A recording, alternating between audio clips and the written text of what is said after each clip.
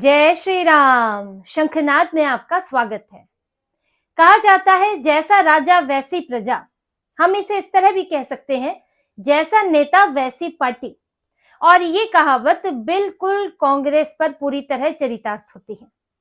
राहुल गांधी जैसी राजनीति कर रहे हैं, जो इस वक्त उनके हाल है, वही उनके नीचे वाले लोग बिल्कुल वही तरीके अपना रहे हैं। और जैसे राहुल गांधी जाकर कानूनी शिकंजे में फंस जाते हैं, उनके ऊपर केस होते हैं, उनके ऊपर एफआईआर होती है, तो अब उनसे नीचे वाले नेता भी इसी तरह फंसते जा रहे हैं। राहुल गांधी की पिछले समय से आप राजनीति देखेंगे, पिछले कुछ समय से वो झूठ पर आधारित है। इनके पास कोई मुद्दे नहीं है, भारत के तो कम से कम इनके पास मुद्दे नहीं है। तो ये दो काम करते हैं, कभी विदेश से मुद्दा लाते हैं तो कभी झूठ बोलते हैं। चाहे ये लाए हो एप्स्टीन फाइल्स, चाहे ये पेगासस लाए हो, चाहे हिंडनबर्ग लाए हो, सब विदेश से लाए गए मुद्दे थे। देश विरोधी ताकतों का इनको मदद मिलती है भारत विरोधी ताकतों से।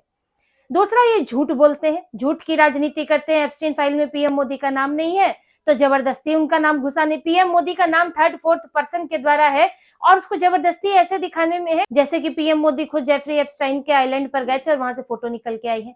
तो ये झूठ बना रहे हैं, भ्रम फैला रहे हैं। दूसरा, जनरल नरवणे की किताब, वो किताब पब्लिश हुई नहीं, राहुल गांधी झूठ बोल रहे हैं कि किताब पब्लिश हो चुकी है, एक अनपब्लिश किताब लेकर घूम रहे हैं। तो ये ऐसे झूठे मुद्दे बनाते हैं, फिर इनके ऊपर केस हो जाता है। कभी इन्हें संसद में नियमों का हवाला दिया जाता है तो फिर इनको ऑथेंटिकेट करने के लिए बोला जाता है अपने क्लेम, ये कर नहीं पाते हैं तो इनके खिलाफ सब्सटेंटिव मोशन लग जाता है। अब देखिए इनसे नीचे वालों के साथ क्या हो रहा है, जिसमें जयराम रमेश, पवन खेड़ा, सुप्रिया श्रीनेट, ये इनकी जो कोर टीम है, जो इन्हें मीडिया, सोशल मीडिया, पब्लिसिटी इसकी सलाह देती है, इनके लिए काम करती है राहुल गांधी के लिए। अब इनकी टीम भी ऐसे ही कानूनी पचड़े में फंस गई है और उनके पास लोकसभा सचिवालय से नोटिस आया है, क्योंकि इनकी कम्युनिकेशन टीम ने दो एआई वीडियो बनाए, एक पीएम मोदी पर और एक लोकसभा स्पीकर ओम बिरला पर। और इन्होंने क्या दिखाया, इन्होंने ना सिर्फ झूठ दिखाया बल्कि इन्होंने अपमानित भी किया और बहुत ही घटिया हरकत जिसे कह सकते हैं, वो ऐसा वीडियो है जिसे छिछलेदार कहा जा सकता है, जिसमें आपको, जिसे बनाने वाले के दिमाग से पता चलता है कि उसको विरोध तो करना है लेकिन उसके पास विरोध करने का सही तरीका नहीं है, सही काबिलियत नहीं है और इसीलिए वो घटिया हरकतें करके विरोध करना चाहता है। और राहुल गांधी भी यही छिछलेदार तरीके अपनाते हैं। वो उनके बयानों और उनके कामों में भी लापरवाही, झूठ, हल्कापन, ये सब दिखता है। अब यही हुआ है, पीएम मोदी का एआई वीडियो बनाया जिसमें वो एक अंतरराष्ट्रीय मंच पर, जिसमें पीछे से कई देशों के झंडे लगे हैं, पीएम मोदी जा रहे हैं और उनके हाथ में चाय के गिलास है, एक टोकरी सी है जिसमें चाय के कप रखे हुए हैं और ग्लास स्टैंड है वो, और साथ में केतली है और वो चाय ले लो बोलते हुए जा रहे हैं। आप ये क्या दिखाना चाहते हैं कि भारतीय प्रधानमंत्री अंतरराष्ट्रीय मंच पर चाय बेच रहा है? पीएम मोदी ने अपने बारे में बताया है कि बचपन में वो बेचा करते थे, उनके पिता बेचते थे, वो उसमें मदद करते थे। तो आप यहाँ पर उसे अंतरराष्ट्रीय मंच पर किस लिए जोड़ रहे हैं? आपको विरोध करना है, आपको कुछ और, आपको अगर कहना है कि अंतरराष्ट्रीय राजनीति ठीक नहीं है तो आप उसे उसी तरह से कह सकते हैं, लेकिन आप ये घटिया वीडियो बनाएंगे, एक वो सड़क छाप, ये सड़क छाप मानसिकता इसको कहते हैं। दूसरी बात, स्पीकर ओम बिरला के लिए इन्होंने क्या किया, इन्होंने एक वीडियो बनाया जिसमें इन्होंने दिखाया कि आर्थिक स्वावलंबन योजना के तहत स्पीकर ओम बिरला 12,000 रुपए आर्थिक मदद देने की घोषणा कर रहे हैं। अब ये कितना बड़ा झूठ है, जबकि वो वीडियो था, असल में जब फैक्ट चेक किया गया, वीडियो था श्रद्धांजलि का, जो पूर्व सांसद हैं जो अब इस दुनिया में नहीं है उनको श्रद्धांजलि देने का वीडियो था। और ये एआई के इस्तेमाल से, डीप फेक के इस्तेमाल से कांग्रेस ने इन वीडियोस को बनाया और पोस्ट किया है। अब इस पर इनके 9 नेताओं को नोटिस चला गया है। इन 9 नेताओं में जयराम रमेश तो है ही, सुप्रिया श्रीनेट है, पवन खेड़ा है, संजीव सिंह है और ये सब इनके मीडिया पब्लिसिटी डिपार्टमेंट में काम करते हैं। जयराम रमेश, वैसे तो इनकी पूरी 13 की टीम है, मीडिया पब्लिसिटी और मीडिया कोऑर्डिनेटर मिला के सब है, जो एआईसीसी डिपार्टमेंट, कम्युनिकेशन डिपार्टमेंट की जो लिस्ट इनकी वेबसाइट पर मिलती है उसमें। अब इसमें जो जयराम रमेश है वो एआईसीसी जनरल सेक्रेटरी भी है और यहाँ पर media publicity team, social media, digital media सबको लीड करते हैं, प्रमुख है वो एक तरह से इनके कम्युनिकेशन के।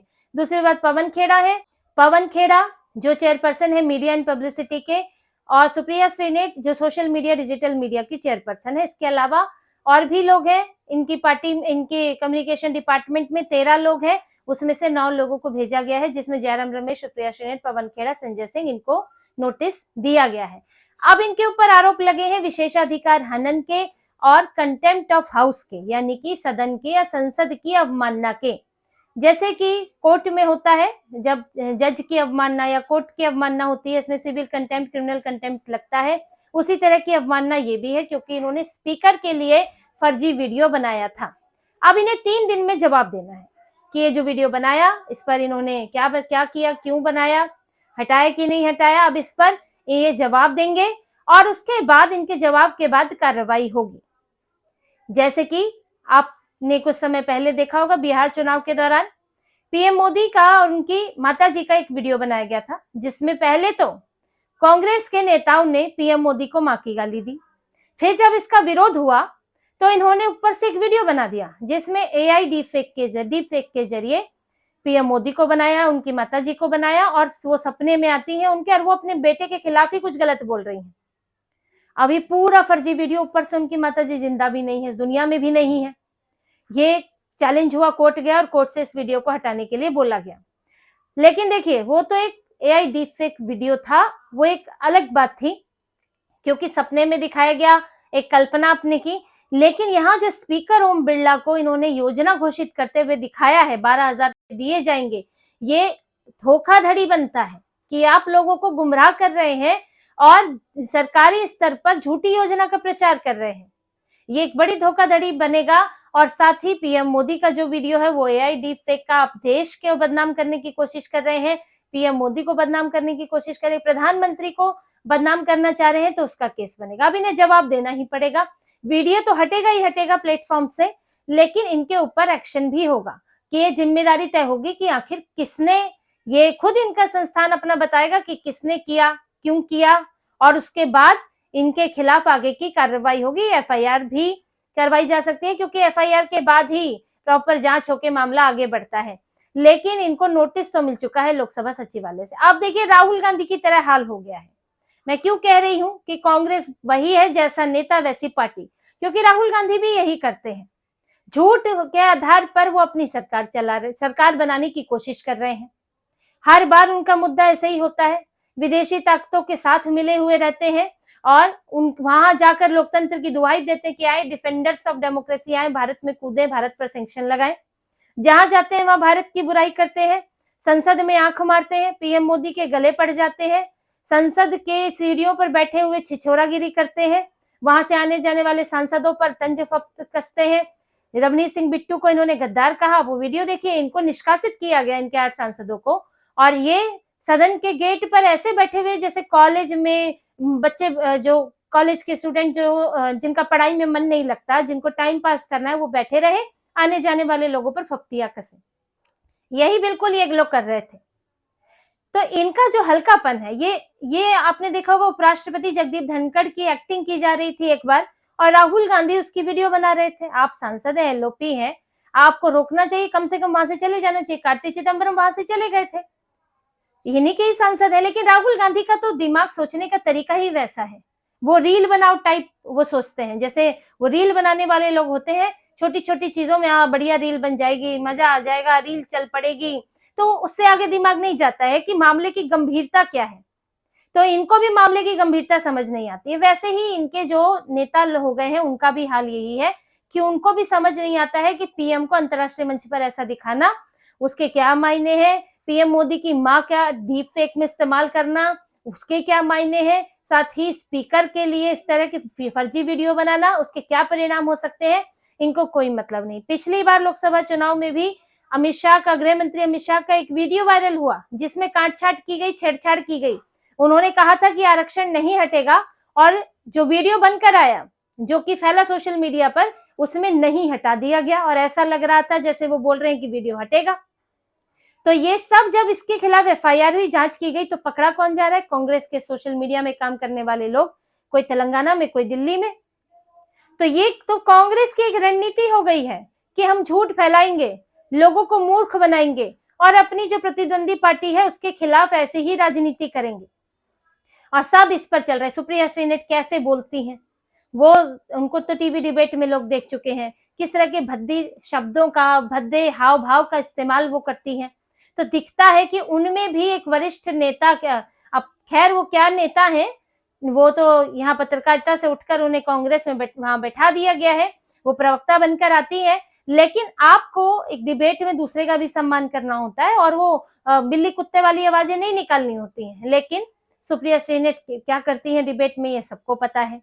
तो ये कहाँ से आ रहा है, कहाँ से आपकी रैलियों में आपके नेता पीएम मोदी को माँ की गाली दे रहे हैं, कौन सिखा रहा है? आखिर राहुल गांधी अगर बदतमीजी से बात नहीं करते होते, मोदी आ गया, मोदी डर गया, मोदी भाग गया, मोदी नरेंद्र सरेंडर, आलतू फालतू ये सब बातें नहीं बोलते, तो आपके नीचे जो नेता है उन तक भी एक मैसेज जाता कि हाँ, इन मुद्दों पर गंभीरता रखनी है और ऐसे हल्के में नहीं बोलना है। लेकिन जब आप ही बोलते हैं तो सबको लगता है कि अच्छा ये ठीक है, हमारे नेताजी राहुल गांधी बोल रहे हैं तो हम तो बोल ही सकते हैं, जब वो बोल रहे हैं तो हम तो बोल ही सकते हैं। और यही हुआ है। इस कारण इनके सोशल मीडिया टीम या इनकी डिजिटल टीम, कम्युनिकेशन टीम ने इस तरह के डीप फेक वीडियो बनाए और अब ये फंस गए हैं कानूनी पचड़े में। इनको नोटिस का जवाब देना होगा, जो भी कार्रवाई होगी उस कार्रवाई को इनको भुगतना पड़ेगा। और देखिए, ये चीजें सिर्फ ऐसे ही नहीं हो रही हैं। पिछले कुछ समय में बीजेपी का व्यवहार बदला है कांग्रेस को लेकर। राहुल गांधी के खिलाफ सब्सटेंटिव मोशन लाए, जो आज तक नहीं लाए थे, जिसमें उनकी सांसदी जा सकती है। दूसरा, इनको नोटिस भेजा गया, वरना तो चीजें ऐसी छोड़ दी जाती थी या फिर ट्विटर के पास भेजा जाता था कि इस वीडियो को डिलीट कर दे। लेकिन अब इनको कानूनी निशाने पर लेने की कोशिश चल रही है, कानूनी तौर पर, कि आप अब हिट एंड रन नहीं कर सकते, पॉलिटिकल हिट एंड रन नहीं कर सकते। आए, कुछ भी बोला, कुछ भी वीडियो डाला, कुछ भी करके निकल गए, नहीं। आपकी अकाउंटेबिलिटी होगी, जिम्मेदारी होगी, जवाबदेही आपकी होगी और आपको जो आप डालेंगे उसकी जिम्मेदारी आपको लेनी ही पड़ेगी। तो अब वही जिम्मेदारी दी जा रही है उनको कि आपने बनाए हैं तो आप ही आगे भुगतिए। और देखिए, नीचे गिरना जब व्यक्ति शुरू करता है, जिसमें खराब से बुरा और फिर उसमें घटिया स्तर तक गिर जाता है, उसकी कोई सीमा नहीं होती है। आप ये भूल जाते हैं कि कहाँ पर वो लाइन है जहां आपको रुकना है, और कांग्रेस में यही हो चुका है। और राहुल गांधी इसमें नंबर 1 बने हुए हैं और उन्हीं की होड़ में उनके नेता लगे हैं कि आप जो है वो, आप जितना करेंगे, आप जितना झूठ बोलते हैं या आप जितनी बदतमीजी करेंगे, हम उससे 10 गुना ज्यादा करेंगे, क्योंकि हमें दिखाना है कि हम आपके सच्चे सेवक हैं, सच्चे आपकी पार्टी से निष्ठा रखने वाले हैं।